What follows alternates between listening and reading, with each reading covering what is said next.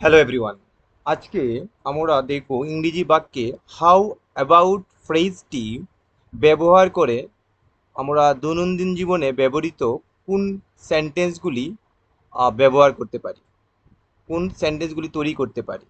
দেখব যে how about ফ্রেজটি আসলে সাধারণত কোন অর্থে ব্যবহৃত হয়। প্রথমত দেখতে হবে আমাদের কোনো প্রস্তাব দেওয়ার জন্য, মতামত জানতে চাওয়ার জন্য বা কোনো বিষয়ে জিজ্ঞাসা করার জন্য এই ফ্রেজটি হাউ অ্যাবাউট ফ্রেজটি ব্যবহার করা যায়। বাংলাতে এর অর্থ হলো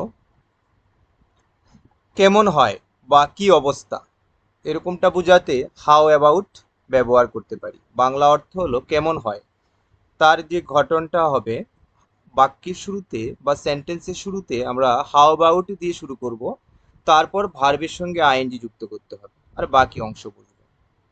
তো তার ঘটনটাও দেওয়া আছে ফর্মুলাতে। তাহলে আমরা এক্সাম্পলের মাধ্যমে দেখে নেব কি করে হাউ অ্যাবাউট ব্যবহার করতে হয়। প্রথমত দেখে নেব কোনো কাজের প্রস্তাব দিতে। এক্সাম্পলটা ছিল how about going to the movies, cinema দেখতে গেলে কেমন হয়। কাউকে যদি আমরা কোনো প্রস্তাব দিই যে সিনেমা দেখতে গেলে কিরকম হয়, তাহলে আমরা বলতে পারি how about going to the movies. Next example, how about having a cup of tea, এক কাপ চা খেলে কেমন হয়। How about having a cup of tea, খাওয়ার বিষয় হলে কি হয়, আমরা ড্রিঙ্কিং এর পরিবর্তে হ্যাভিং বসাবো। তাহলে হাউ অ্যাবাউট দিয়ে শুরু করতে পারি।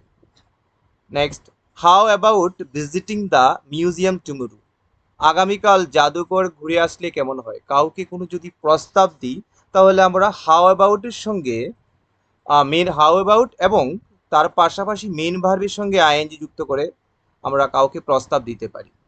এছাড়া অন্যের মতামত জানতেও আমরা হাউ অ্যাবাউট ব্যবহার করতে পারি।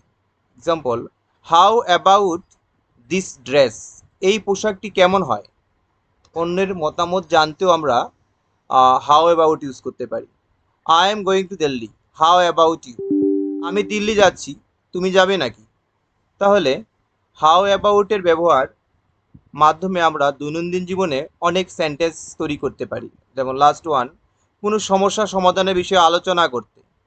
কোনো সমস্যা হচ্ছে, আমরা আলোচনা করব, আমরা বলতে পারি how about we postpone the meeting, আমরা যদি মিটিংটি স্থগিত করি তবে কেমন হয়। তাহলে কাউকে কোনো প্রস্তাব দিতে কেমন হয় শব্দ দিয়ে যখন আমরা ইংরেজিতে কোনো বাক্য তৈরি করব, তাহলে আমরা হাউ অ্যাবাউট যে ফ্রেজটি তা ব্যবহার করতে পারবো। আর হাউ অ্যাবাউট ফ্রেজটির তার গঠন, কাঠামো বা স্ট্রাকচার, পাশাপাশি সেন্টেন্সের এক্সাম্পলের মাধ্যমে দেখিয়ে দেওয়া হয়েছে কিভাবে দৈনন্দিন জীবনে আমরা হাউ অ্যাবাউট এর ব্যবহার করতে পারি। তাহলে প্র্যাকটিস করতে থাকো সেই ফর্মুলা নিয়ে কিভাবে হাউ অ্যাবাউট ব্যবহার করা যেতে পারে ইংরেজি বাক্যের ক্ষেত্রে। ততক্ষণে প্র্যাকটিস করো।